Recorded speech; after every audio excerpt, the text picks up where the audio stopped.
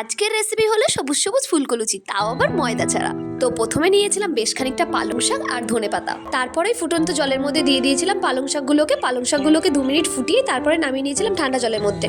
আর হ্যাঁ, অবশ্যই কিন্তু ঠান্ডা জলের মধ্যে ভেজাতে হবে, নইলে কিন্তু একদমই ভালো কালার আসবে না। এরপরে সিদ্ধ করা পালং শাকের মধ্যে রসুন, লঙ্কা ও ধনেপাতা দিয়ে মিক্সড করে নিয়েছিলাম।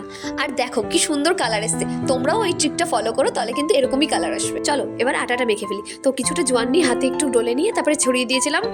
আর এর সাথেই নিয়েছিলাম জিরে গুঁড়ো, ধনে গুঁড়ো আর বাড়িতে বানানো গরম মশলা।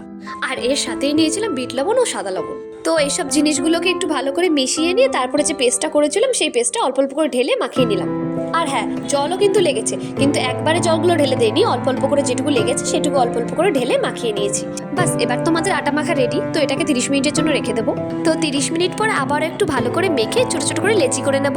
তারপরে সামান্য একটু তেল দিয়ে একটু চেপে চেপে বেলে নিয়ে গরম তেলে ছেড়ে দিলে আমাদের সবুজ সবুজ ফুলকো ফুলকো পালং শাকের লুচি রেডি। আর হ্যাঁ শোনো, এই পুরো রান্নাটা করেছে কিন্তু আমার মা, আমি শুধু ভয়েস দিয়েছি।